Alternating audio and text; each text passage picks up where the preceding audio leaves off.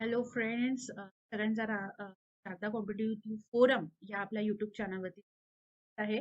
आणि बघा मित्रांनो, राज्यसेवा पूर्व 2021चा राज्यशास्त्र या विषयाचं एक्सप्लेनेशनसाठी आपण आता इथे बसलेलो आहोत. मला माहिती आहे तुम्ही सगळेजण आता सीसॅटचा पेपर आणि माझ्या हातात पेपर आला. पेपर कसा होता, काय होता, माझ्या टेस्ट सिरीज मधून एवढे प्रश्न वगैरे आले ऑल, हे अशी कुठचीही वायफळ चर्चा किंवा असं नाहीये. हे माझं pure I have a pure dedication and pure purpose की मी तुम्हाला राज्यशास्त्र या विषयाचे जे 15 प्रश्न आलेले होते, जे माझ्याकडे पेपर पोहोचला, त्या 15 प्रश्नांचं एकदम प्रामाणिकपणे विश्लेषण मी तुमच्या समोर करणार आहे. माझं नाव आहे वृषाली हुंदराव. आणि सगळ्यात महत्वाची गोष्ट म्हणजे इथे कोणत्याही प्रकारचं म्हणजे हे अंदाजित असेल किंवा 99% ही जी मी तयार केलेली आहे आन्सर शीट किंवा राज्यशास्त्राचे जे विश्लेषण, 99.99% हे राईटच आहे. आणि ह्याच्यामध्ये एकही प्रश्न विशेष म्हणजे कॅन्सल होण्यासारखा नाही.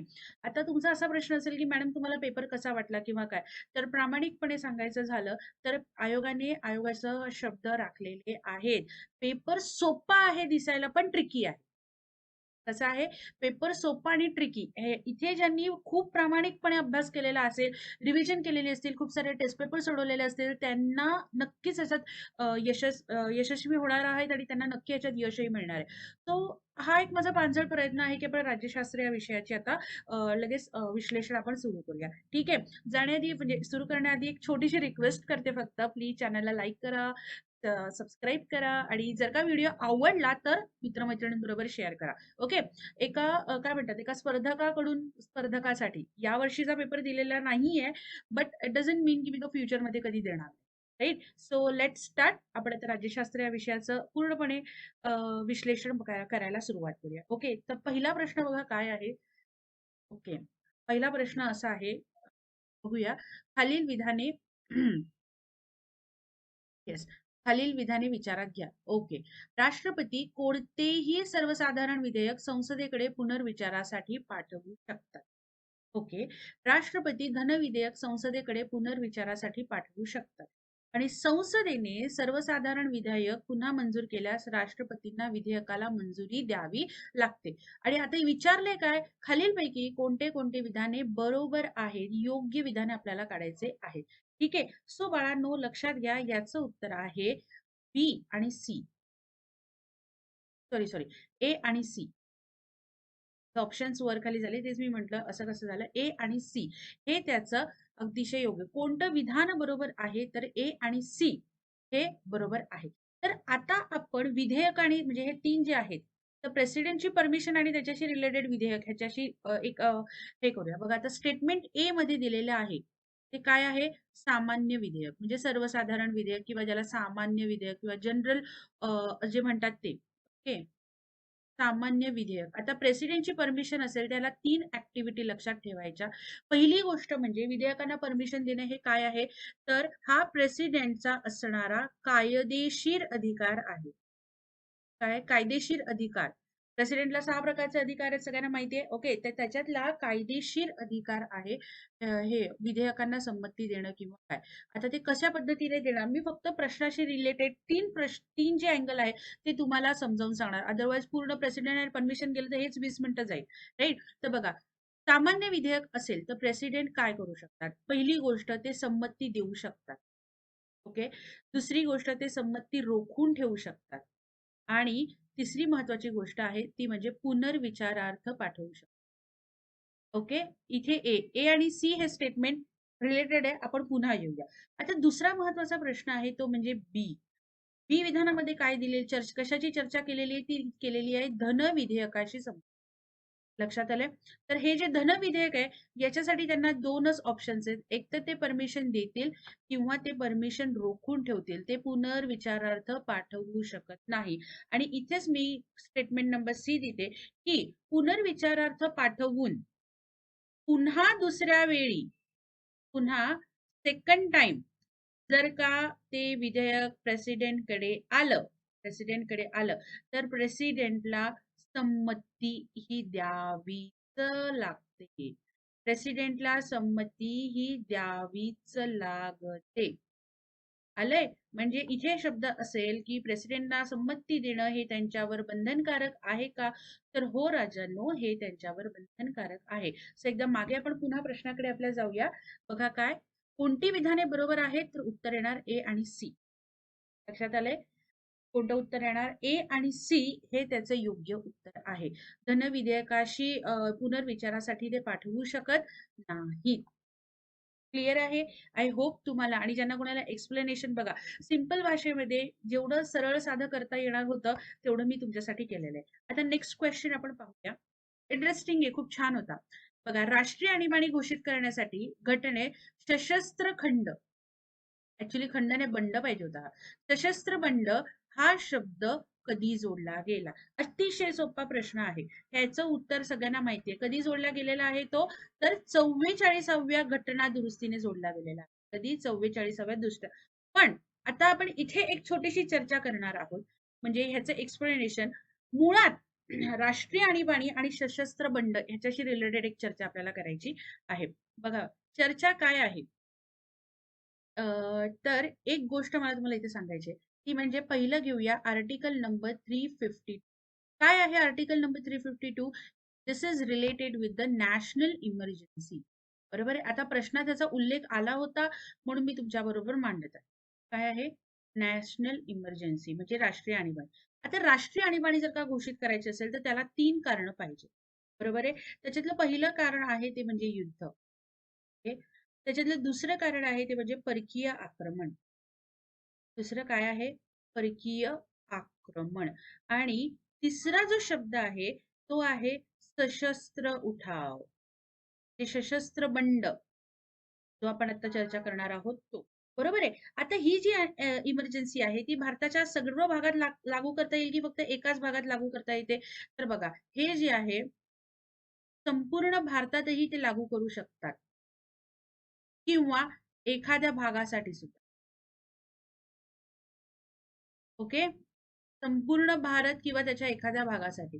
आता प्रश्न असा आहे, राष्ट्रीय आणीबाणीची घोषणा कोण करतं, म्हणजे कोण लागू करू शकतं? तर इथे करू शकतात प्रेसिडेंट. बरोबर आहे. प्रेसिडेंट नाही करू शकणार आहे. बरोबर. म्हणजे जर का इथे एक गोष्ट सांगते, प्रेसिडेंटला नुसती असं काहीतरी बंड होणार आहे किंवा युद्ध ह्याची नुसती कुणकुण जरी लागली आणि ह्याची त्याला खात्री झाली तरी सुद्धा ही इमर्जन्सी प्रेसिडेंट लागू करू शकतात. आता बघा, आपला जो शब्द होता सशस्त्र उठाव, आपण त्याच्याबद्दल थोडीशी चर्चा करूया. सशस्त्र उठाव हा 44व्या घटना दुरुस्तीने समाविष्ट करण्यात आला. आता आपण बघितलं काय झालं. सशस्त्र उठाव हा शब्द कधी ऍड झालाय? तर 44वी घटना दुरुस्ती. राईट. पण त्याच्या पूर्वी कोणत्या शब्दाला याने रिप्लेस केलं? दिस वर्ड इज रिप्लेस बाय अंतर्गत अशांतता. ओके. काय शब्द आहे? अंतर्गत अशांतता. या पद्धतीने हा असणार आहे. लक्षात आलंय? सो दुसऱ्या प्रश्न, सोपं सुटसुटीत एक्सप्लेनेशन तुम्हाला सांगितलेलं आहे. हा तुम्हाला क्लिअर झाला असेल. नेक्स्ट क्वेश्चन आपण आता बघूया. येस. शपथा किंवा प्रतिज्ञांचे नमुने भारतीय राज्यघटनेच्या कोणत्या अनुसूचीमध्ये समाविष्ट करण्यात आलेले आहे? आणि ह्याचं उत्तर आहे मित्रांनो पर्याय क्रमांक 3. पर्याय क्रमांक 3. ऍज यू ऑल नो, भारतीय राज्यघटनेमध्ये किती अनुसूची आहेत? अनुसूचीलाच अजून एका शब्दाने ओळखलं जातं ते म्हणजे परिशिष्ट. ओके. आणि किंवा ह्याला म्हटलं जातं अनुसूची. बरोबर. हे किती आहेत? एकूण आहेत 12. या तिसऱ्या अनुसूचीमध्ये कोणाकोणाच्या शपथेचे नमुने आहेत? राष्ट्रपती, राज्यपाल आणि उपराष्ट्रपती. लक्षात आलंय? राष्ट्रपती, उपराष्ट्रपती आणि राज्यपाल. बाकी सगळ्यांचं तर अनुसूची म्हणजे काय म्हणतात त्यांना मंत्री, हे कोण, सुप्रीम कोर्टाचे जज आणि हायकोर्टाचे जजच त्यांना शपथा देत असतात. आता हे ज्या 12 अनुसूची आहेत त्याच्यातली बघा पहिली काय आहे समजून घेणं गरजेचं आहे. सोपं असतं. ऍक्च्युली मला एक्सपेक्टेड आहे ना दुसरी अनुसूची होती कारण ती थोडीशी इलॉबरेटिव्ह आहे. ठीक आहे, आपण सगळ्या 12 अनुसूची बघूया एकदा काय आहे. पहिली आहे ती म्हणजे राज्य व युनियन टेरिटरीजची नावं वगैरे म्हणजे संघराज्य क्षेत्र अँड ऑल ते सगळं त्याच्यात दिलेलं आहे. बरोबर. दुसरी जी आहे ती म्हणजे लक्षात घ्या प्रेसिडेंट, गव्हर्नर. ओके. त्याच्यानंतर लोकसभा आणि राज्यसभा यांचे अध्यक्ष उपाध्यक्ष. म्हणजे मी हे शॉर्टकट मध्ये लक्षात ठेवायला केलेलं आहे. आता राज्यसभेचे अध्यक्ष नाही सभापती असतात. ओके. त्याच्यानंतर विधानसभा आणि विधान परिषद यांचे अध्यक्ष उपाध्यक्ष, यांचे अध्यक्ष आणि उपाध्यक्ष. ओके. त्याच्यानंतरचा मुद्दा आहे तो म्हणजे हायकोर्ट, सुप्रीम कोर्ट आणि कॅग. ओके. यांच्या सगळ्या ज्या तरतुदी आहेत त्या अनुसूची क्रमांक 2 मध्ये दिल्या. यांच्याशी रिलेटेड सर्व तरतुदी इथे देण्यात आलेल्या आहेत. लक्षात आलेलं आहे. आता त्याच्यानंतर पुढचं मी नेक्स्ट ह्याच्यावर लिहिते. तिसऱ्या ह्याच्यामध्ये तिसरी अनुसूची बघा काय आहे. अनुसूची क्रमांक 3 मध्ये शपथ आणि प्रतिज्ञा, शपथ प्रतिज्ञा हे मेन्शन केलेलं आहे. राईट. अनुसूची क्रमांक 4 मध्ये काय केलेलं आहे तर राज्यसभेच्या जागांचं वितरण, राज्यसभा जागा. Right guys. ओके. त्याच्यानंतरची पाचवी महत्वाची गोष्ट आहे ती म्हणजे अनुसूचित क्षेत्रे आणि अनुसूचित जनजाती जागेचं प्रमाण हे अनुसूचित क्षेत्रे आणि अनुसूचित जनजाती, ओके, यांचे प्रशासन अँड रॉल त्याच्याशी रिलेटेड आहे. ओके. 6वी अनुसूची आहे. 4 स्टेट्सची नावं इथे इम्पॉर्टंट आहे ते म्हणजे Assam, the next is Meghalaya, Tripura, Mizoram. Okay. याच्यामध्ये जे अनुसूचित जनजाती आहेत त्यांचे प्रशासन म्हणजे मी लक्षात ठेवायला शॉर्टकट केलेला आहे. एसटी म्हणजे त्यांच्या जनजातीचे प्रशासन आणि त्याच्याशी रिलेटेड तरतूद. अनुसूचित जनजाती प्रशासन आणि त्याच्या तरतूद. ओके. 7वा मुद्दा आहे ते म्हणजे सगळ्या सूची म्हणजे काय स्टेट लिस्ट, युनियन लिस्ट आणि कॉन्करंट लिस्ट. आता बघा हा कॉन्करंट लिस्टचा मुद्दा जोड्या लावायला पुढे एकदा आलेला आहे. ओके. लिस्ट ते लिहून ठेवते. ओके. त्याच्यानंतरचा 8वा मुद्दा आहे ते म्हणजे लँग्वेज, भाषांशी रिलेटेड मुद्दा आलेला आहे. ओके. त्याच्यानंतर 9वा आहे ते म्हणजे विविक्षित अधिनियम अँड ऑल, त्याची लिस्ट आहे. त्याचं म्हणजे कसं कामधंदे म्हणजे त्यांची वर्क प्रक्रिया ही इकडे दिलेली आहे विविक्षित अधिनियमाशी रिलेटेड. 10वं जे आहे ते म्हणजे आपल्या सगळ्यांचं आवडतं अँटी डिफेक्शन. राईट. 10वं जे आहे ते अँटी डिफेक्शन आहे. 11वं जे आहे it is related with the panchayat, पंचायतीचे अधिकार. ओके. आणि 11वी अनुसूची 12वी जी अनुसूची आहे ती आहे नगरपालिकेची. येस. लक्षात आलंय तुम्हाला हे काय काय आहे. हे डिटेलमध्ये 12 अनुसूची एक्सपेक्टेड नव्हता खरं, क्रिटिकल 2 नंबरची अनुसूची होती बट ठीक आहे. चला आपला फायदा झाला. नेक्स्ट आपण क्वेश्चन बघूया. Question number 4. एक्झॅक्टली बघा लोकसभेच्या अध्यक्षांच्या संदर्भात खालील विधाने लक्षात घ्या. ओके. इथे म्हटलेलं आहे राष्ट्रपतींची मर्जी असेपर्यंत ते आपल्या पदावर राहू शकतात. त्यांच्या निवडीवेळी ते सभागृहाचे सदस्य असणे बंधनकारक नाही. बरं. आणि ते संसदेच्या दोन्ही सभागृहांच्या संयुक्त अधिवेशनाचे अध्यक्षस्थान भूषवतात. आता प्रश्न विचारलेला आहे की वरीलपैकी कोणते कोणते विधाने ही बरोबर आहे. काय विचारले कोणते कोणती विधाने ही बरोबर आहे. पहिला प्रश्न हा पहिलं जे स्टेटमेंट आहे हे पदावधीशी रिलेटेड आहे. ओके. आणि त्याच्यानंतर ते त्यांच्या निवडीच्या वेळेस म्हणजे ते अध्यक्ष कधी होणार आणि संयुक्त अधिवेशनाचे अध्यक्षस्थान हा तिन्हीचं आपण एक्सप्लेनेशन बघूया. बघा सगळ्यात पहिलं जे स्टेटमेंट आलेलं आहे ते कशाशी रिलेटेड आलेलं आहे पदावधीशी रिलेटेड. तर पहिली गोष्ट म्हणजे त्यांची पदावधी ही लोकसभेच्या सदस्यांनी एवढीच असते. परंतु सदस्यांनी एवढी जरी असली तरी लक्षात ठेवायचं नवीन जी लोकसभा येईल सार्वत्रिक निवडणुकीनंतर नवीन लोकसभा ज्यावेळेस येते ओके त्याची ही पहिली बैठक असते तोपर्यंत हेच अध्यक्ष असतात. म्हणजे पहिली बैठकीच्या काही वेळा आधी ते आपल्या पदाचा राजीनामा, पहिल्या बैठकीच्या काही वेळा आधी ते आपल्या पदाचा राजीनामा देतात. तोपर्यंत ते या पदावर असतात. त्यामुळे राष्ट्रपतींची मर्जी काही संबंध येत नाही. ओके. त्याच्यानंतरच दुसरा बी जे स्टेटमेंट आहे की काय होतं बी स्टेटमेंट आपण एकदा बघूया की त्याच्या निवडीवेळी सभागृहाचे सदस्य असणे बंधनकारक नाही. ते बंधनकारक आहे. बघा लक्षात घ्या. काय असतं आफ्टर इलेक्शन्स काय आहे आफ्टर इलेक्शन्स. ओके, काय होते ज्या वेळेस त्यांची फर्स्ट मीटिंग होते. ओके, फर्स्ट मीटिंग मध्ये काय होतं, पहिल्यांदा प्रोटेम अध्यक्षांची निवड होते. प्रोटेम स्पीकरची निवड होते आणि याच प्रोटेम स्पीकर नंतर इथे होते अध्यक्षांची निवड. ओके ओके, आणि ह्याच्यासाठी काय लागत असतं लक्षात घ्या, साधे बहुमताची गरज आहे. कशाची गरज आहे? अध्यक्षांची निवड होताना साध्या बहुमताची गरज आहे. आणि त्याच्यानंतर अध्यक्षांची निवड झाल्यानंतर जी दुसरी बैठक असते, ओके, जी दुसरी बैठक असते त्या बैठकीमध्ये उपाध्यक्ष. Is it clear? ओके, आणि सी स्टेटमेंट इथे आपण करूया की जॉईंट सेशन ऑफ पार्लिमेंट. काय आहे?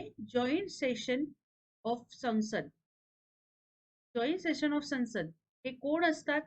पहिली गोष्ट म्हणजे हा कोणाला दिला? It's an article number 108. It is called by president आणि he presiding over by Lok Sabha. Okay, so बाळांनो, या प्रश्नाचं उत्तर आपण जे निवडलेलं आहे ते काय आहे? कोणतं विधान बरोबर आहे? तर फक्त सी हे विधान बरोबर. Got it? काय आहे? फक्त सी हे विधान बरोबर आहे. ओके, नेक्स्ट क्वेश्चन कडे आपण जाऊया बघा. खालील विधाने विचारात घ्या. बरं, विधान परिषद हे स्थायी सभागृह आहे, राईट? कारण ते कधीही डिझॉल्व्ह होत नाही, ते कधीही विसर्जित होत नाही. अर्थात आपण बघूया. ठीक आहे, राज्यपाल विधान परिषदेचे पदसिद्ध अध्यक्ष असतात.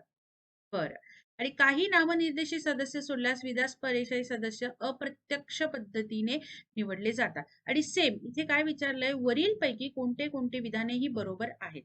येस, तर ह्याचंही उत्तर काय येणार आहे? ए आणि सी हेच त्याचं उत्तर आहे. सोपा प्रश्न होता.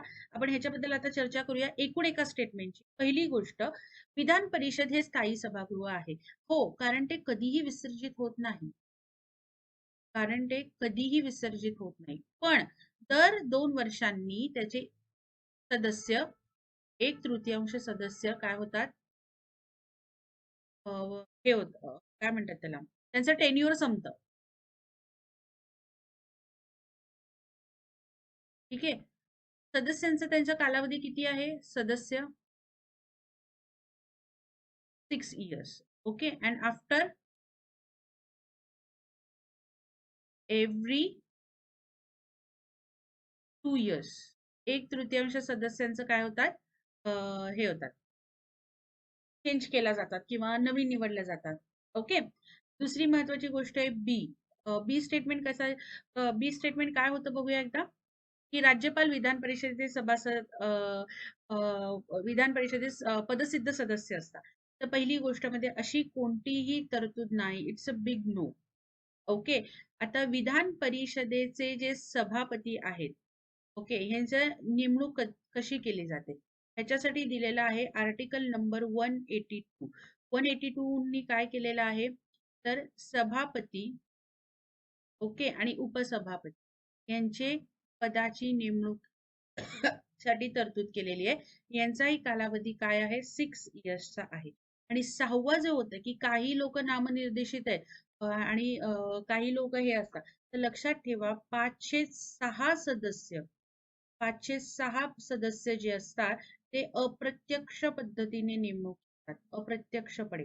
ओके, मग ते 506 मध्ये बघा, मी हे बायफर्गेशन केलेलं आहे. कसं? 1/3 आणि 1/3. हे 1/3 कुठून येतात? तर हे पंचायतीमधून येतात. ओके, 1/3 हे कुठून येतात? तर विधानसभेतून येतात. मग 1/12 आणि 1/12. 1/12 कुठून येतात? तर शिक्षक मतदारसंघातून येतात. आणि 1/12 हे कुठून येतात? तर पदवीधर या मतदारसंघात, राईट? आणि उर्वरित 1/6 जे आहे ते नामनिर्देशित असतात. बरे, साहित्य, विज्ञान, कला आणि येस, साहित्य, विज्ञान, कला आणि सहकार, सहकार जे फक्त आपल्याला विधान परिषदेला मिळालेलं आहे.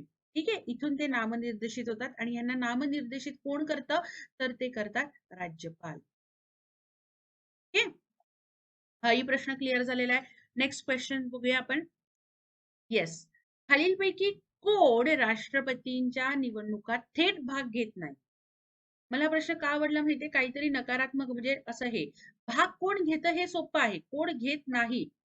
ओके, बघा काय विचारलंय, थेट भाग घेत नाही याचाच अर्थ कोण थेट भाग घेतं हे आपल्याला शोधून काढायचं आहे. बरोबर आहे. ह्याचा प्रश्न उत्तर पहिले एक्सप्लेनेशन बघूया. तर ह्याच्यामध्ये एक सांगते, प्रेसिडेंटच्या इलेक्शन मध्ये कोण भाग घेतं किंवा कोण सहभागी आहे? येस, तर पहिली गोष्ट ह्याच्यामध्ये लक्षात ठेवा, लोकसभेचे आणि राज्यसभेचे ह्या दोघांचेही काय आहे, निवडून आलेले सदस्य. लोकसभा असू नाहीतर राज्यसभा असू, यांचे निवडून आलेले सदस्य, हा पहिला मुद्दा आहे. ओके, त्याच्यानंतरचा तिसरा आहे ते म्हणजे सर्व राज्यांच्या विधानसभा प्लस दिल्ली आणि पुद्दुचेरी, दिल्ली आणि पुद्दुचेरी या युनियन टेरिटरीजची विधानसभा. ओके, यांच्यामध्ये पण निवडून आलेले सदस्य सहभागी असतात. म्हणजे लक्षात ठेवा, निवडून आलेले सदस्य, एवढं लक्षात ठेवायचं की राष्ट्रपतींच्या इलेक्शन मध्ये कोण येतात, तर जे लोक प्रत्यक्ष किंवा अप्रत्यक्षरित्या लोकांमधून निवडून येतात तेवढ्यांचा सहभाग इकडे झालेला असतो. ओके, तर आता आपण इथे प्रश्न पुन्हा एकदा बघूया. बघा काय आहे, लोकसभा व राज्यसभेचे निवडलेले सदस्य, राईट, म्हणजे निवडून आलेले. राज्यांच्या विधानसभेचे निर्वाचित सदस्य, बरोबर आहे. दिल्ली व पुडुचेरी या केंद्रशासित प्रदेशाच्या विधानसभांचे निर्वाचित, बरोबर आहे. आणि राज्य विधान परिषदांचे निवडलेले नामनिर्देशित, नो नो नो. ओके, त्यामुळे उत्तर बाळांनो इथं आहे कोण थेट भाग घेत नाही, हे जे आपल्याला विचारलेलं आहे त्यानुसार कोणती बरोबर आहे, तर पर्याय क्रमांक 3 डी हे ह्याच्यात भाग घेत नाही हे त्याचं योग्य उत्तर ठरणार आहे. आले लक्षात मित्रांनो? आता आपण पुढचा प्रश्न बघूया. येस, क्वेश्चन पुढचा काय आहे, जोड्या लावा. बघा, घटनेची वैशिष्ट्ये आपण 1000 वेळा केलेली आहेत आणि हा त्याच्याशी रिलेटेड प्रश्न आलेला. एकेरी नागरिकत्व इंग्लंड मधून घेतलेलं आहे. ओके, पण कोणाप्रमाणे घेतले असा प्रश्न आला असता तर कॅनडा, बरोबर आहे. कोणाप्रमाणे घेतले तर उत्तर येतं कॅनडा. न्यायिक पुनर्विलोकन अमेरिका, राज्य धोरणाचे मार्गदर्शक तत्वे आयर्लंड. ओके, आणि केंद्र राज्य संबंधातील समवर्ती सूची कॉन्करंट लिस्ट ऑस्ट्रेलिया. मला हा प्रश्न पाहिल्यावर विश्वासच बसला नाही, एवढे सोपे प्रश्न का आले, बट एनी हाऊ, चला सोपा होता त्यामुळे एवढं काही टेन्शन घेण्याची आवश्यकता नाही. नेक्स्ट क्वेश्चन बघूया. क्वेश्चन नंबर 8, शोषणाविरुद्धचा हक्क या संदर्भात खालीलपैकी कोणते विधान बरोबर आहे? मुळात शोषणाविरुद्धचा हक्क हा कुठे दिलेला आहे, तर तो दिलेला आहे आर्टिकल नंबर 23 आणि 24 मध्ये. ओके, इथे दिलेला आहे. तर बघा, मानवी तस्करी आणि वेठ विकारीस प्रतिबंध, येस बरोबर आहे. कुठचं आहे, आर्टिकल नंबर 23(1) इथे ते दिलेलं आहे, बरोबर आहे. कोणत्या विशिष्ट धर्माचा प्रचार करण्याचा आणि प्रचार करण्यासाठी कुठे दिलेला आहे, तर आर्टिकल नंबर 25. आणि कर भरण्याचे, लक्षात घ्या, कर भरण्याचे स्वातंत्र्य हा जो मुद्दा दिलेला आहे तो दिलेला आहे आर्टिकल नंबर. ओके, अल्पसंख्याकांच्या हितसंबंधांचे संरक्षण हा कुठे दिलेला आहे, हा दिलेला आहे आर्टिकल नंबर 29. आणि कायद्यासमोर समानता ही कुठे मेंटेन केलेली आहे, तर ती केलेली आहे आर्टिकल नंबर, बरोबर. हे काय म्हणतात, जे मी नेहमी विद्यार्थी मित्रांना सांगत असते की बघा, कलम क्रमांक 12 ते 51 पाठ पाहिजेत, हे त्याचंच कारण. ओके, नेक्स्ट बघा, सामाजिक आणि शैक्षणिक दृष्ट्या हा प्रश्न एक थोडासा वेगळा होता, म्हणजे ऍक्च्युली दोन प्रश्न थोडेसे टफ आहे. हा एक आहे आणि अजून एक मी पुढे दाखवेन तुम्हाला. पण नॉर्मली 12 प्रश्न आपण पैकीच्या पैकी अशात काढू शकतो, असा हा पेपर आहे. ओके, बघा, सामाजिक आणि शैक्षणिक दृष्ट्या मागास वर्गाच्या संदर्भात असलेल्या 2021च्या 105व्या घटना दुरुस्ती, तर 105वी जी घटना दुरुस्ती आहे तिचं विधेयक काय होतं, 127वं विधेयक होतं. ओके, असा प्रश्न आलाय. इथेच एक्सप्लेन हे बघूया. तर बघा हे काय आहे, 127वे विधेयक जे होते, ते 27वे जे विधेयक होते हे काय झालेले आहे, 105वी घटना दुरुस्ती बनले. ओके. आता प्रश्न आहे, कायद्याने संविधानाच्या कलमांमध्ये किती कलमांमध्ये बदल केलेले आहेत? ओके. आणि ह्याचं उत्तर आहे मित्रांनो ऑप्शन नंबर 4, 3 ह्याच्यात बदल केलेले आहेत. कुठे कुठे झालेली आहे, कुठची कलम कशी कशी बदलली ते आपण इथे बघूया. कुठे दुरुस्ती झालेली आहे तर बघा ती झालेली आहे आर्टिकल नंबर 342 ए 1 आणि 2. 342 1 आणि 2. आणि काय झालं ह्याच्याच मध्ये एक न्यू समाविष्ट झालेला आहे कलम 3. बरोबर आहे. किती कलमांमध्ये? 342 मध्ये झालेली आहे 1 2. ओके. आर्टिकल नंबर 366 मध्ये झालेली आहे 26C ह्याच्यात दुरुस्ती झालेली आहे. आणि आर्टिकल नंबर 338 B9. ओके. आणि ह्याच्यामध्ये काय झालं आता बघा, मला ह्याच्यामध्ये एक छोटीशी शंका वाटते. काय आहे तर बघा बघा प्रश्न असा होता की संविधानाच्या कोणत्या कोणत्या किती कलमांमध्ये, संविधानाच्या किती कलमांमध्ये. ऍक्च्युली मी असं कन्सिडर केलंय 342 1 2 3 हे एकच कन्सिडर केलंय. इट माइट बी आयोग 2 कन्सिडर करू शकतो ऍडिशनल आणि ते.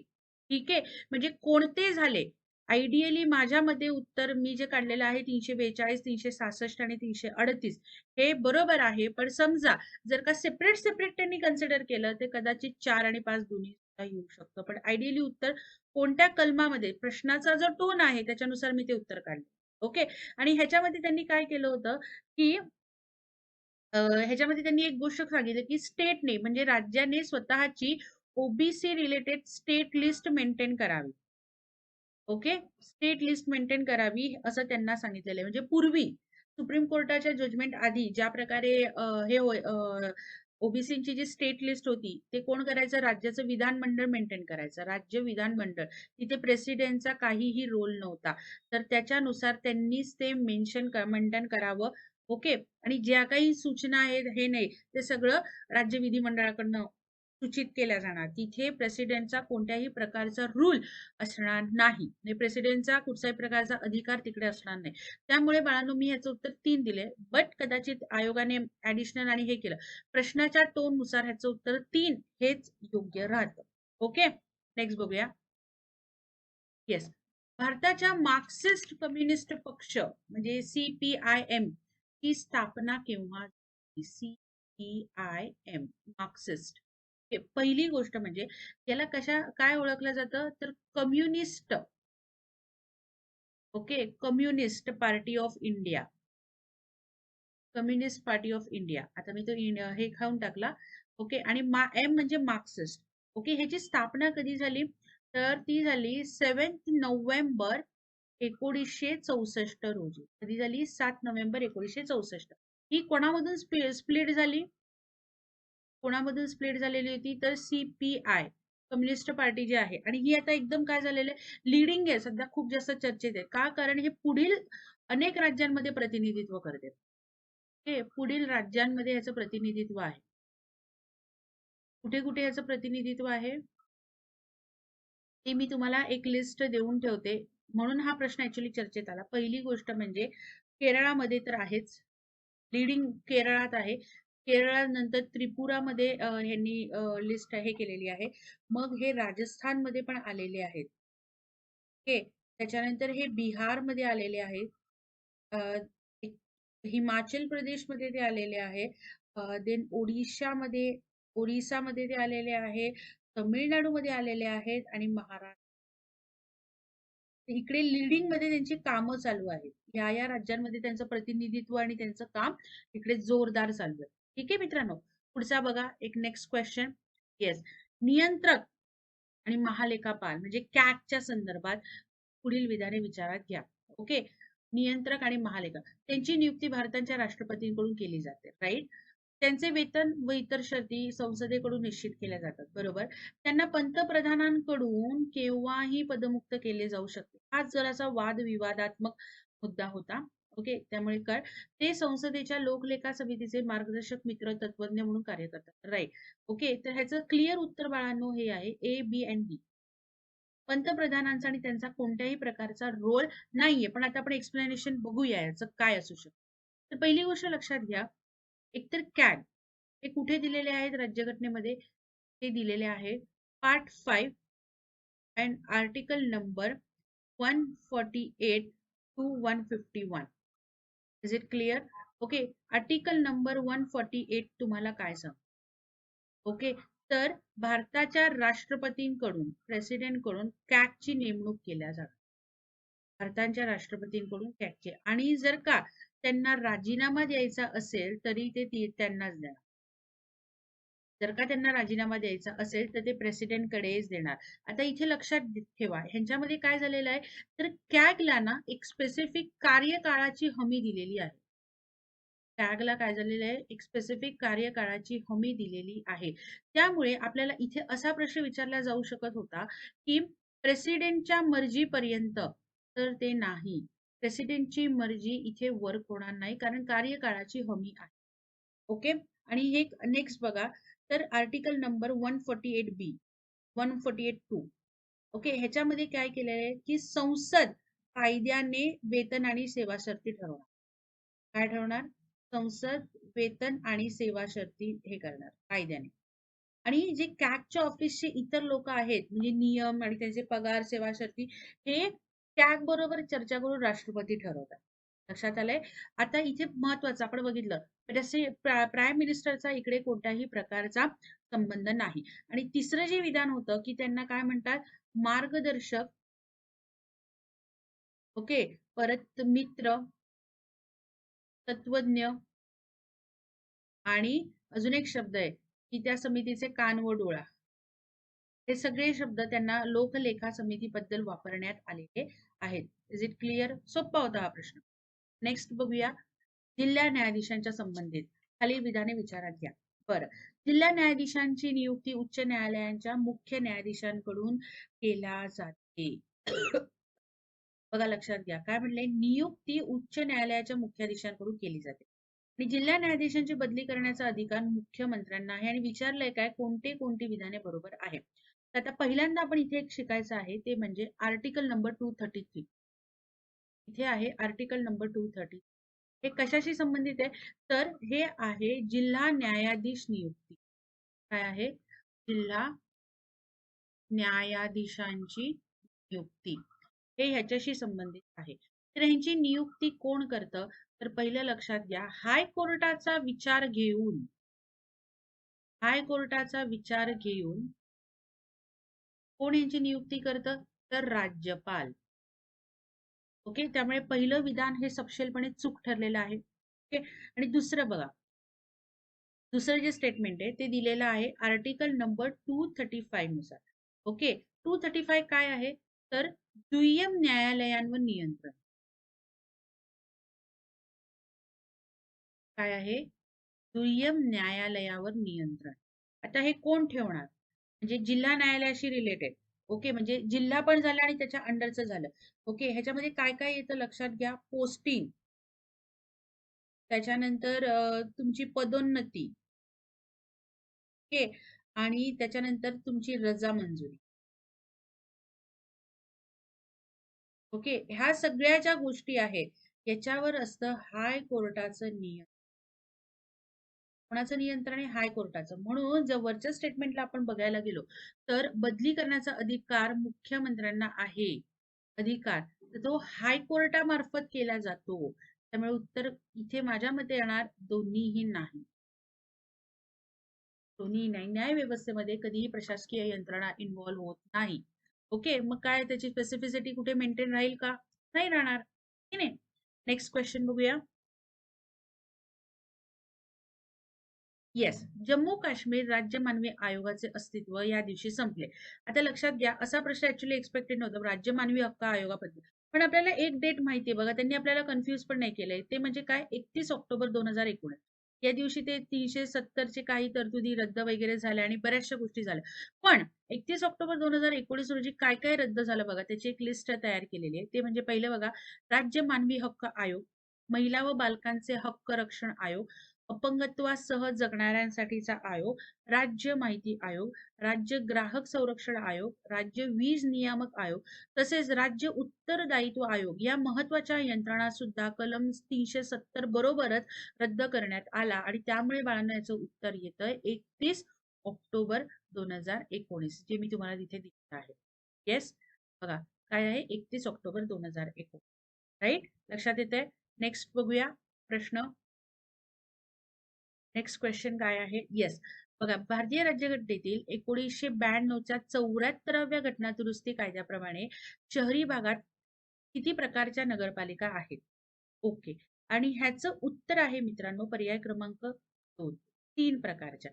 आता ते कसं ते बघूया, त्याचं एक्सप्लेनेशन. पहिली गोष्ट 3 वर्ग आहेत. 3 वर्ग आपल्याला समजून घ्यायचे आहेत. 3 वर्गामध्ये त्यांनी विभाजन केलेलं आहे. अ वर्ग, ब वर्ग आणि क वर्ग. ओके, आता अ वर्ग म्हणजे काय, तर जिथे 1,00,000 पेक्षा जास्त लोकसंख्या आहे. बघा चिन्हांकित स्वरूपात टाकले. ओके, अशा ठिकाणची तिकडे किती सदस्य असणार आहेत, तर 38 ते 65 सदस्य असणार आहे.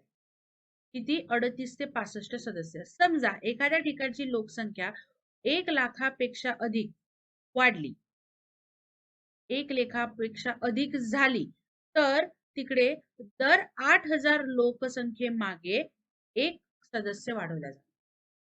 अ वर्गाचं कळलं. 1,00,000पेक्षा जिथे जास्त लोकसंख्या आहे, ओके, तिकडे 38 ते 65 सदस्य असणार आणि 1,00,000पेक्षा जास्त किती सदस्य आहे त्यानुसार 8,000 लोकसंख्येमागे एका व्यक्तीची देते तुम्हाला. आता त्याच्यानंतर ब वर्ग लक्षात घ्या काय आहे, तर तो आहे 40,000 ते 1,00,000. 40,000 ते 1,00,000. ओके, आता इकडे किती सदस्यांची तरतूद केलेली आहे, तर 33 टू 37, 33 ते 37. ओके, आता इथे पण सेम आहे. जर का 40,000पेक्षा जास्त पॉप्युलेशन असेल, ओके, तर मग त्यांनी कसं केलेलं आहे, दर 5,000 मागे एक व्यक्ती. ओके, 40 ते आता 100 पर्यंत असेल, पण 40,000च्या पुढे कसं मेंटेन करायचं, तर 5,000ला एक व्यक्ती. लक्षात आलंय.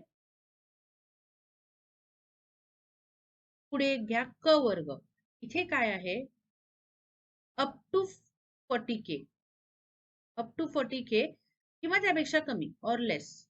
ओके, असं जर असेल तर त्या ठिकाणी 17 ते 23 एवढी सदस्य संख्या निश्चित आहे. ओके, आणि समजा 25K पेक्षा